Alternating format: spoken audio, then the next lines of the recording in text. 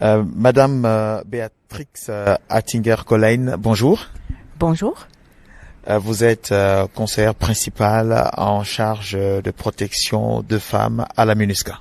Oui, c'est ça. Vous venez de passer quelques jours dans la préfecture du Mbomou. C'était quoi l'objectif de votre mission ici en tant que conseillère principale en charge de protection des femmes? Oui, je dois dire que en fait, mon titre c'est donc conseillère de protection des femmes, mais en fait, ce que je fais, c'est vraiment le suivi des violences sexuelles liées au conflit pour les rapports qu'on fait pour le Conseil de sécurité. Donc, moi, je suis venue ici pour voir avec mes collègues, avec les partenaires, comment eux, ils travaillent dans ce domaine. Comment est-ce que eux, ils font le suivi, les rapports et qu'est-ce qu'ils sont les défis pour avoir l'information et surtout, qu'est-ce qu'il est fait avec les victimes? Est-ce qu'ils ont des services?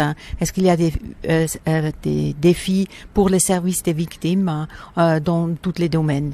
Donc, c'est un peu suivre, voir comment les partenaires coopèrent, quelles sont les capacités, où est-ce qu'il y a un manque de capacité et aussi géographiquement, quel est donc le terrain que, en fait, tous les partenaires ils couvrent pour avoir des informations? Vous avez travaillé avec le partenaire. Vous ont-ils dit qu'il y a eu des cas de violence sexuelle? Bon, c'est surtout mon partenaire principal, c'est donc la division des droits de l'homme et aussi des autres sections de la MINUSCA. C'est même avec la force, les MILOPS, les UNPOL que, en fait, on coordonne toute l'information. Mais en dehors de la MINUSCA, on travaille surtout avec les agences onusiennes qui ont un mandat de protection.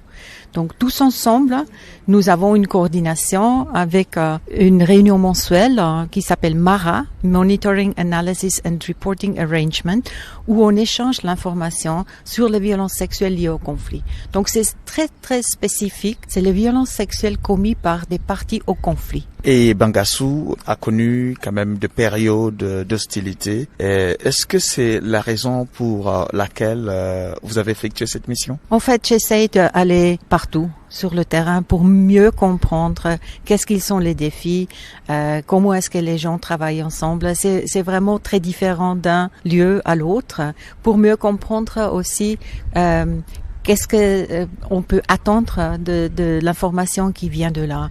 Bien sûr, maintenant, avec tout ce qui s'est passé les dernières, disons, 6-10 mois, ça a beaucoup changé.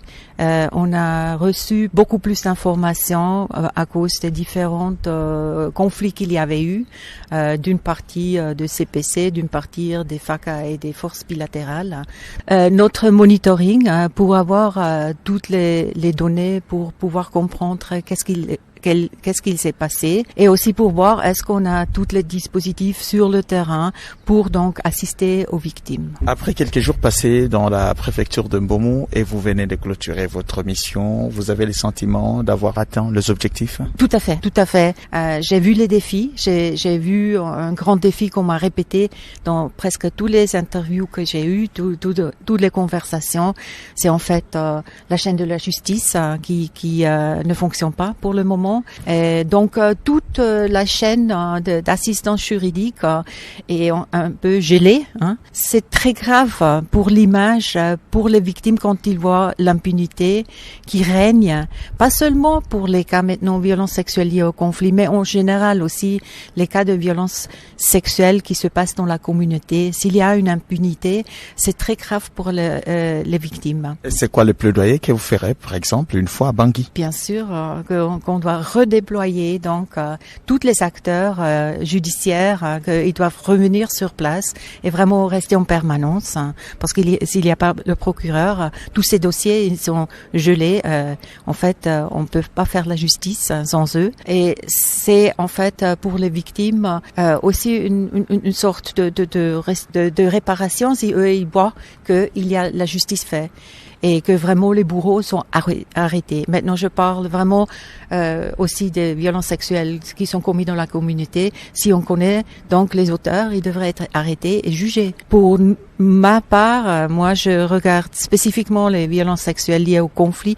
Là, ça devient encore beaucoup plus complexe, hein. Mais c'est la grande question. On devrait avoir la justice faite et vraiment lutter contre l'impunité. Madame Béatrix Attinger-Colijn, Radio Guéra, vous dit merci. Merci beaucoup à vous. Et encore bonne continuation ici à Bangossou. J'étais très heureuse d'être là. Merci.